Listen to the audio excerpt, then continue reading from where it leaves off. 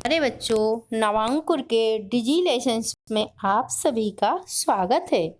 आज हम हिंदी विषय में एक एकांकी पढ़ेंगे जिसका नाम है ईमानदार बालक। बच्चों, एकांकी का मतलब होता है नाटक। जैसे हम टीवी में नाटक देखते हैं ना, इसी तरह से नाटक है ये। तो इस नाटक में, इस एकांकी में एक ईमानदार बालक के बारे में बताया गया है। ईमानदार एक बसंत नाम का बच्चा है, वह कितना ईमानदार है इस बारे में बताया गया है। तो इसमें पात्र के नाम बताए गए हैं। बसंत को एक गरीब बालक बताया गया है। प्रताप बसंत का छोटा भाई है और पंडित राजकिशोर एक मजदूर नेता है और भीखू हैं, वो बसंत के चाचा हैं। डॉक्टर वर्मा तथा दो राह चलते व्यक्ति भी इस नाटक के पात्र हैं। तो बच्चों, इस नाटक में क्या होता है कि एक बहुत बड़े नगर का बाजार है। वहाँ पर एक बच्चा जिसका नाम बसंत है, वह छन्नी, बटन एवं दिया सलाई बेच रहा है। वह आवाज़ लगा रहा है, छन्नी ले लो, बटन ले लो, दिया सलाई ले लो। दिया सलाई का मतलब बच्चों माचिस होता है। माचिस जलाते हैं ना, दिया जलाते हैं, तो इसलिए उसका नाम दिया सलाई है। तभी वहाँ एक मजदूर नेता है ना, जो पंडित राजकिशोर, वहाँ से निकलते हैं। तो वह बसंत उनसे कहता है कि आप ये मुझसे ले लो। तो वह मना करते हैं कि मुझे नहीं चाहिए, लेकिन वह पीछे लग जाता है, नहीं ले लो ले लो। तो वो थोड़ी सी ऊंची आवाज़ में बोलते हैं, नहीं मुझे नहीं चाहिए, जाओ यहाँ से। तो वह कुछ उदास हो जाता है और फिर कहता है कि आप कुछ ले लो, मेरा सुबह से कुछ नहीं बिका। थोड़ा सा मतलब उदास हो जाता है, रुआं सा हो जाता है। तो और कहता है कुछ तो ले लो, मेरा कुछ नहीं बिका। तो तभी वो राजकिशोर अपनी जेब में हाथ डालते हैं और 2 पैसे निकाल कर उसको देते हैं। तो बसंत कहता है, नहीं नहीं, मुझे ये नहीं चाहिए, ये तो भीख है साहब, मैं नहीं लूँगा, क्योंकि आपने कुछ लिया ही नहीं है, आप बिना लिए ही पैसे दे रहे हैं, मुझे नहीं लेना। तो राजकिशोर को पर इस बात का, उस बच्चे की बात का बहुत असर होता है और फिर वह सोचते हैं कि कुछ ले लें। तो इस तरह से वो कुछ लेने लगते हैं उससे और फिर जेब में हाथ डालते हैं तो उनके पास खुले पैसे नहीं होते हैं। तो खुले पैसे की जगह उनके पास जो नोट निकलता है, तो बसंत खुश हो जाता है कि चलो उन्होंने कोई चीज़ तो ली। तो वह कहता है, कोई बात नहीं साहब, लाइए, मैं खुले पैसे करा लाता हूँ। इस तरह से वो राजकिशोर से पैसे लेकर बसंत खुले कराने चला जाता है। लेकिन रास्ते में ही उसको एक कार से टक्कर लग जाती है और उसको चोट लग जाती है पैर में। तो वह खुले पैसे लेकर नहीं आ पाता है और उसका सामान भी बिखर जाता है वहाँ पे। और राजकिशोर जी वहीं खड़े रहते हैं। तभी उनका एक मित्र आता है और बोलता है, उन मित्र का नाम है कि कृष्ण कुमार। तो वह बोलते हैं कि पंडित जी यहाँ कैसे खड़े हैं। तब राजकिशोर जी सब बताते हैं कि मैंने ऐसा ऐसा किया, तो एक बच्चा खुले पैसे कराने गया। तो उनके जो मित्र हैं उनकी हंसी उड़ाते हैं, अरे अरे भैया, वो नहीं आने वाला, वो तो लेके चला गया है। ऐसे कई लोग होते हैं और दे जाते हैं चीज़ और लेकर फिर पैसे खुले लेने के लिए जाते हैं और वापस नहीं आते।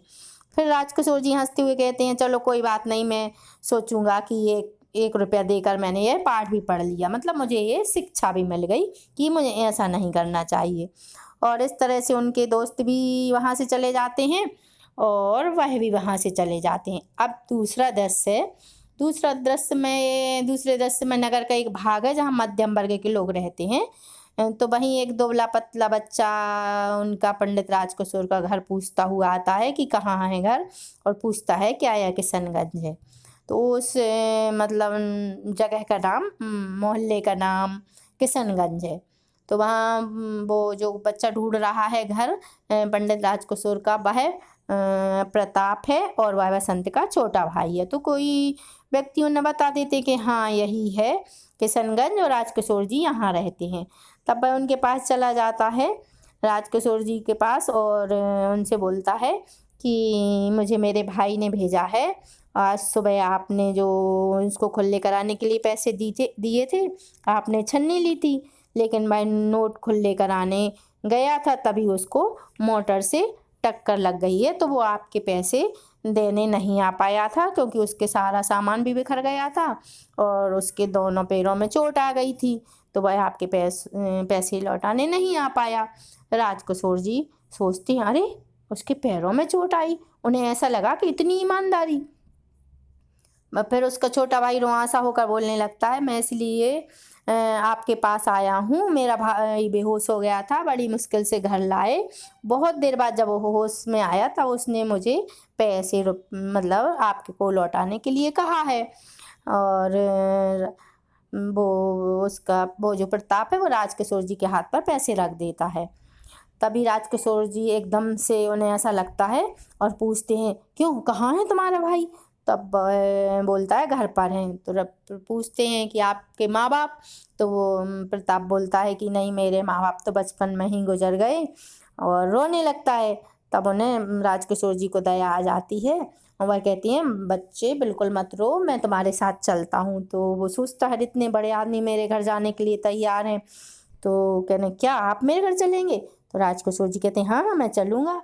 और कहाँ है तुम्हारा घर? तो वो बताता है, मेरा घर विजयनगर में। इस तरह से राजकिशोर जी उसके साथ जाते हैं और अपने जो घर में कोई अमर सिंह नाम के, या तो कोई उनके परिवार के होंगे या नौकर जो भी होगा, उनसे बोल जाते हैं कि आप डॉक्टर वर्मा को घर भेजना, और मैं उसके घर जा रहा हूँ, बच्चे को पैर में चोट आई है और जल्दी से डॉक्टर को भेज देना। इस तरह से वह उसके साथ, प्रताप के साथ बसंत के घर चले जाते हैं। अब तीसरे दृश्य में जब वह विजयनगर में पहुंचते तो एक कच्चा सा घर है और मतलब घास फूस का ढेर लगा है घर में, और उसी घास फूस पर कम्बल लेटे हुए बसंत पड़ा है और मतलब दर्द से कराह रहा है बार बार।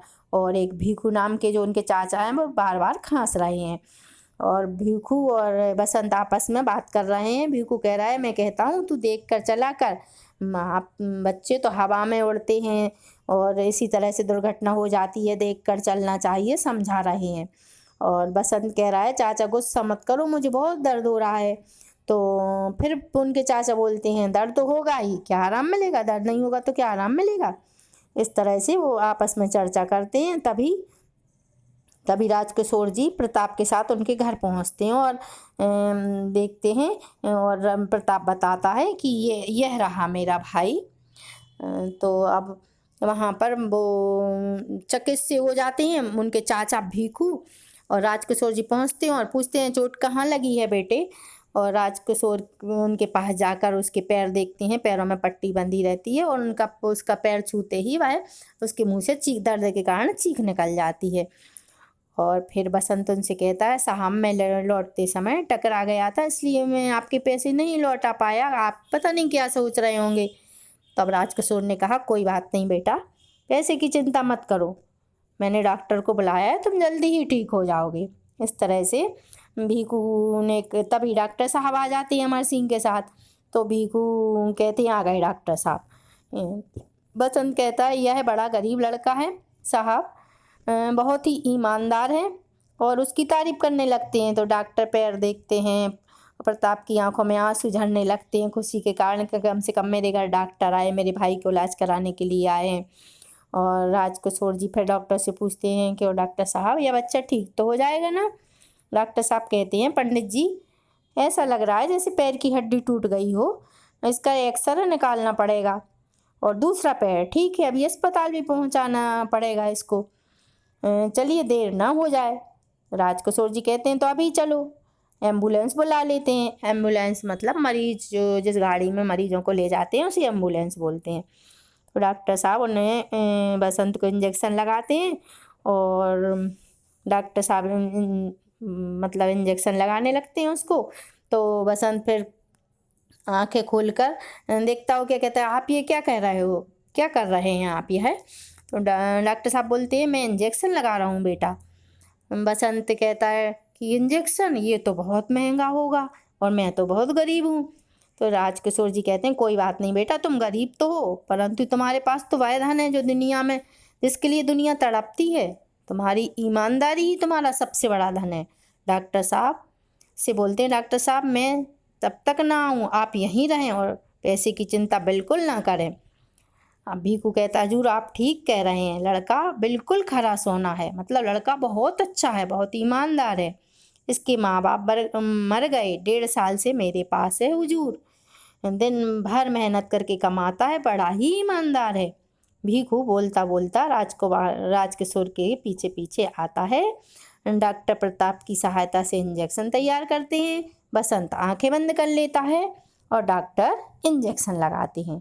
बसंत दर्द से होंठ भींच लेता है, मतलब दर्द से कराए सा उठता, एकदम कांप सा उठता है। और प्रताप अपने भाई का सिर थामता है और इस तरह से पर्दा गिर जाता है। तो बच्चों, यह हुआ ईमानदारी का एक नाटक। यह नाटक था जो ईमानदार बच्चे का था। उसने इतनी कम उम्र में भी अपनी ईमानदारी का बरकरार रखी, ईमानदारी का सबूत दिया। इस तरह से हमें अपने जीवन में भी हमेशा ही ईमानदार रहना चाहिए। चलिए आगे, आप ये प्रश्न के उत्तर लिखना है हमें। हमने बच्चों यहाँ प्रश्न के नीचे उत्तर लिख दिए हैं, आपको सभी को कॉपी पर लिखना है, अपनी फेयर कॉपी पर लिख लेना है, ठीक है। चलिए, पहला है, राजकिशोर कौन थे तथा वे कहाँ रहते थे? राजकिशोर एक मजदूर नेता थे, वे किशनगंज में रहते थे। फिर है, बसंत क्या क्या बेचता था? बसंत छन्नी, बटन और दिया सलाई बेचता था। राजकिशोर के 2 पैसे देने पर बसंत ने क्या कहा? उत्तर है, राजकिशोर के 2 पैसे देने पर बसंत ने कहा, साहब यह तो भीख है, मैं नहीं लूँगा। अगला है, बसंत नोट लेकर कहाँ गया था? बसंत नोट लेकर नोट भुनाने गया था, मतलब खुले कराने गया था नोट। बसंत के ना लौटने का क्या कारण था? बसंत पैर में चोट लग जाने से बसंत लौट नहीं पाया था। अगला है, बसंत के घायल होने की खबर सुनकर राजकिशोर ने क्या किया? बसंत के घायल होने की खबर सुनकर राजकिशोर ने डॉक्टर को बुलाकर बसंत का इलाज करवाया, है ना, ऐसा ही किया था ना। चलिए आगे, अब ये है किसने किससे कहा। बच्चों, हम पहले भी पढ़ चुके हैं, पिछले पाठों में किसने किससे कहा। तो ये बीच में 3 कॉलम बने हुए हैं, तो बीच वाले कॉलम में कथन है और पहले कॉलम में किसने कहा है और तीसरे कॉलम में किससे कहा है। तो ये है, साहब बटन लीजिए, देसी बटन, बसंत ने राजकिशोर से कहा था। जाओ किसी और को दे दो, ये राजकिशोर ने बसंत से कहा था। फिर है, पंडित जी कहिए यहाँ कैसे खड़े हैं, ये कृष्ण कुमार ने राजकिशोर से कहा था। तब विश्वास रखिए अब वह नहीं आने वाला, यह भी कृष्ण कुमार ने राजकिशोर से ही कहा था। जी मुझे मेरे भाई ने भेजा है, यह किसने कहा था? यह प्रताप ने राजकिशोर से कहा था ना। चलिए आगे, अब बच्चों आ लगा कर नए शब्द बनाना है। आ लगाने से विलोम शब्द बन जाते हैं, मतलब उल्टे शब्द हो जाते हैं। जैसे परिचित का परिचित हुआ, विश्वास अविश्वास, समय असमय, अप्रिय का अप्रिय। अब सही अर्थ चुनना है। जैसे का, बसंत नोट भुनाने गया, इसके 2 अर्थ हैं, नोट सेकने गया कि बराबर मूल्य के पैसे लेने गया, तो इसका बराबर मूल्य के पैसे पर टिक लगा देंगे। दूसरा है, 1 रुपया लेकर यह भी पाठ पढ़ा, मतलब शिक्षा ली के पाठ पढ़ा, क्या किया? शिक्षा ली थी ना, तो शिक्षा लेना पर टिक लगा देंगे। फिर है, अभी पलक मारते ही आया, मतलब जल्दी आया कि पलक झपकना हुआ, इसका अर्थ क्या हुआ? बहुत जल्दी हुआ ना, बहुत जल्दी आया। फिर है, लड़का खरा सोना है, मतलब खरा सोना अच्छा सोना हुआ कि बहुत अच्छा? तब बहुत अच्छा लड़का था, वह अच्छा लड़का था ना बसंत, तो इस पर टिक लगा देंगे हम बहुत अच्छे पर। चलिए, अब नीचे कुछ शब्द दिए गए हैं, इनका हमें वाक्यों में प्रयोग करना है। तो चलिए, नीली लिखा है, तो इसका वाक्य बन जाएगा, उसकी छतरी नीली है। फिर ऊंचा, हिमालय पर्वत ऊंचा है। फिर है साफ, तो इसका हुआ वाक्य, नदी का पानी साफ है। फिर है अच्छी, हमारे विद्यालय की पढ़ाई अच्छी है ना, तो ये वाक्य हुआ। चलिए, ये पाठ अब यहीं समाप्त हुआ, अगले वीडियो में हम फिर मिलेंगे। धन्यवाद।